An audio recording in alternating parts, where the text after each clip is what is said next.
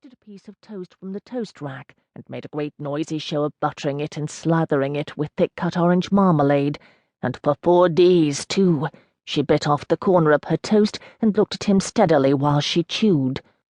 Well, it's meant to be a get-together for the wives, too, or should I say spouses. After all, we do have a couple of women rectors. The kindly rector mulled that over for a moment.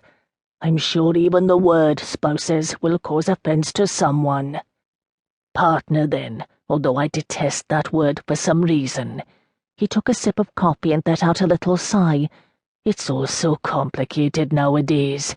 He folded his hands over his chest and gazed fondly at his wife. Although what the partners are meant to be doing while the rest of us are attending to church business, I have no idea, but I'm sure something interesting will be organized for you. He brightened, and apparently the food there is very good.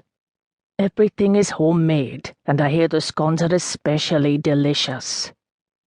He got up from the table, walked round to his wife, bent over and put his arms around her shoulders. Please, Bronwyn, love, I need you to do this for me. Couldn't you show just the tiniest bit of enthusiasm? She buried her face in the familiar comfort of his green cardigan. It smelled of old books with the faintest whiff of cigarette smoke. It's Robbie, isn't it? The rector asked the question, but knew the answer. Bronwyn nodded into the woolly warmth. I can't bear the thought of being away from him for so long, she wailed. 4 whole days. I know it seems like an eternity to be apart from him, but really, in the grand scheme of things, 4 days isn't so very long, and he'll be fine. Jones the vet's going to look after him, and Robbie will get lots of attention. You know he will. Everyone at the practice loves Robbie. You could leave those special treats he likes so much with the staff to give him, and we could see if Penny would look in on him. Bronwyn sniffled into a tissue. I suppose you think I've gone all soft and daft. Sensing progress, the rector responded immediately with reassurance.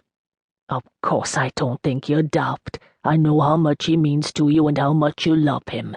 She gave him a sharp glance. We love him. The rector hastily corrected himself. Hearing a soft clicking sound coming down the hallway, Bronwyn jumped up from her chair. She bent down as a cairn terrier, eyes bright with anticipation, trotted into the dining room and jumped into her open arms. She held him close, stroking his beige fur and murmuring, Who's my darling boy, then? She held him for a few more minutes, glancing at the rector over the top of Robbie's head, then set him down. And speaking of Penny, said the rector, why don't you treat yourself to a manicure before the conference? Go on. Bronwyn looked at her hands. They were lightly flecked with brown spots, and the smooth contours of youth had been replaced by skin that was starting to loosen. Oh, I don't know about that. The rector covered her hand with his and gave it a little squeeze. Oh, go on, he repeated. When was the last time you had a manicure? Before Christmas, wasn't it? Bronwyn met his eyes, and the two exchanged loving, knowing smiles. That's better, said the rector as he returned to his place, opened his newspaper, and began to scan the headlines. A few moments later he set it down and remarked to his wife, Listen, what do you say we decide that we're going to make the most of this conference? After all, how often do we get to go away for 4 days, all expenses paid?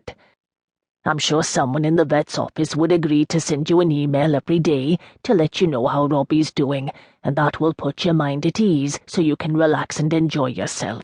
This little break will be a good chance for you to catch up on your reading. The drive to Harden will be lovely this time of year, and the venue is beautiful.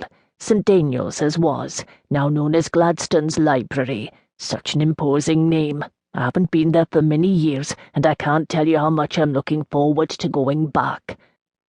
He folded the newspaper in half and set it down beside his plate. Oh, and Bronwyn, there's another very special reason why I'm looking forward to this. I had an email last night from my old friend from university days, Graham Fletcher. You'll remember him. Well, he's just been appointed the new warden at Gladstone's Library. A very distinguished position it is, and he's wanted it ever since I've known him. It'll be wonderful to see him again and catch up.